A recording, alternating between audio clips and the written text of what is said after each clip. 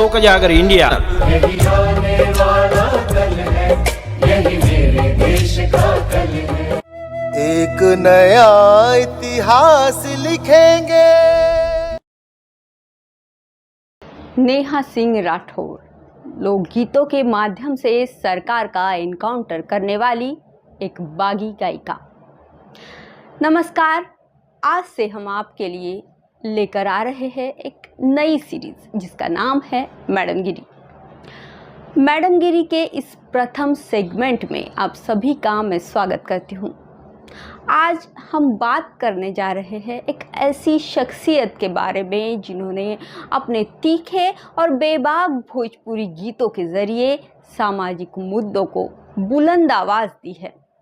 वो है नेहा सिंह राठौर, बिहार की मिट्टी से निकली एक बागी लोक गायिका जिनके गानों ने न केवल बिहार और उत्तर प्रदेश बल्कि पूरे देश का ध्यान खींचा। बिहार में काबा और यूपी में काबा जैसे गानों ने सोशल मीडिया पर तहलका मचा दिया। लेकिन इन गानों के पीछे की असली कहानी क्या है? कौन है नेहा? उनका सफ़र कैसा रहा और उन्होंने बगावत का ये रास्ता क्यों चुना? आइए इसी बात को जानने की मैडम गिरी में हम कोशिश करते हैं।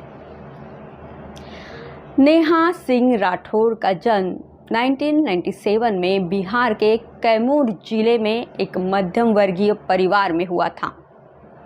उनके पिता आर्किटेक्ट हैं जबकि माँ गायिका और गृहिणी है।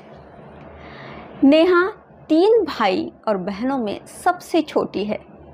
बचपन से ही उन्होंने संगीत का शौक रखा, खासकर भोजपुरी लोकगीतों का, जो उनकी माँ से उन्हें गायन की प्रेरणा मिली थी।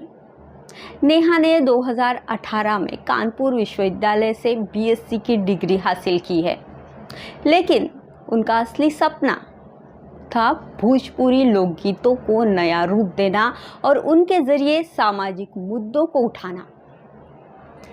नेहा ने 2019 में अपने मोबाइल फ़ोन पर गाना रिकॉर्ड करना शुरू किया था और उन्हें फेसबुक पर अपलोड भी किया। उनका पहला गाना था इलाहाबाद यूनिवर्सिटी पर आधारित, जो वायरल हुआ और विवादों में भी फंसा। लेकिन असली पहचान उन्हें 2020 में बिहार में काबा गाने से मिली। इस गाने ने बिहार में बेरोजगारी, भ्रष्टाचार जैसे सामाजिक समस्याओं पर सीधा हमला बोला। इसके बाद यूपी में काबा 2022 में आया और एमपी में काबा 2023 में जैसे गानों ने उन्हें सोशल मीडिया पर स्टार बना दिया। उनके यूट्यूब चैनल पर लाखों फॉलोअर्स हैं और उनके गाने कुछ ही घंटों में ज़बरदस्त वायरल हो जाते हैं। नेहा की खासियत ये है कि उन्होंने भोजपुरी लोकगीतों को एक नया मिशन दिया है। जहां भोजपुरी गाने अक्सर अश्लीलता के लिए आलोचना का शिकार होते रहते हैं, वहीं नेहा ने भिखारी ठाकुर और महेंद्र मिसिर जैसे भोजपुरी कवियों से प्रेरणा लेकर सामाजिक व्यंग और सवाल भी उठाए हैं। उन्होंने बेरोजगारी पर, महंगाई पर, भ्रष्टाचार और सरकारी नीतियों पर तीखा व्यंग किया है। उनके गाने मेडल बहे गंगा धाये ऐसे इंगोल सरकार, जो 2023 में आया, उन्होंने दिल्ली में पहलवानों के आंदोलन का समर्थन करते हुए सरकार पर निशाना साधा था। नेहा का सफ़र कभी भी आसान नहीं रहा। उनके गानों की वजह से उन्हें कई बार राजनीतिक दबाव, पुलिस नोटिस और कोर्ट केसों का सामना करना पड़ा। 2023 में कानपुर अग्निकांड पर गाना बनाने के बाद यूपी पुलिस ने उन्हें नोटिस भेजी। 2024 में सीधी पेशाब कांड जो हुआ था, उस मामले में उन्हें ट्वीट पर मध्य प्रदेश हाईकोर्ट ने एफआईआर रद्द करने से उन पर इनकार कर दिया।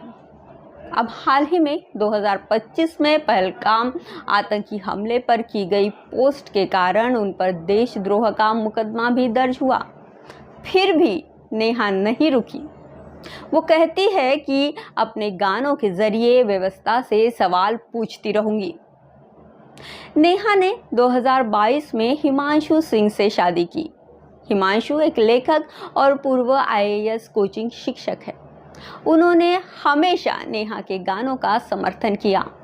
नेहा का भोजपुरी संस्कृति और अपनी जड़ों से गहरा नाता उनके गानों से झलकता है। वो कहती है, मेरे गाने मेरे उन लोगों के लिए है जो रोज़मर्रा के संघर्ष से गुजरते हैं। मैडम गिरी की इस सेगमेंट में हम उन महिलाओं के साहस का जश्न मनाते हैं जो समाज में बदलाव लाती है, जैसे कि नेहा सिंह राठौड़। उन्होंने न केवल भोजपुरी गीतों को नया जीवन दिया, बल्कि उनके ज़रिए आम आदमी की आवाज़ को ताकत दी। उनके गानों ने सरकार से सवाल किए, समाज को आईना दिखाया और लाखों युवाओं को प्रेरित किया। लेकिन अब सवाल ये है, आपको नेहा का कौन सा गाना सबसे ज़्यादा पसंद है और आप उनकी इस बगावत को कैसे देखते हैं? हमें कमेंट्स में ज़रूर बताएं। नेहा सिंह राठौड़ की ये कहानी है एक साधारण लड़की की जो अपने गानों के ज़रिए असाधारण बदलाव ला रही है। मैडम नेहा राठौड़ सरकार से डरती नहीं, बल्कि सरकार ही उनसे डरती है, दहशत में रहती है कि ना जाने किस विषय को लेकर कब हमारा एनकाउंटर कर देगी। सरकार हरदम डरती रहे और नेहा मैडम अपनी मैडमगिरी करती रहे, यही देश चाहता है। हम भी यही चाहते हैं। मैडमगिरी की इस सेगमेंट के ज़रिए हम ऐसी ही प्रेरणादायक कहानियाँ आपके सामने लाते रहेंगे। अगर वीडियो आपको पसंद आया तो लाइक, शेयर और सब्सक्राइब करना ना भूलें। फिर मिलेंगे एक नई कहानी के साथ। नमस्ते।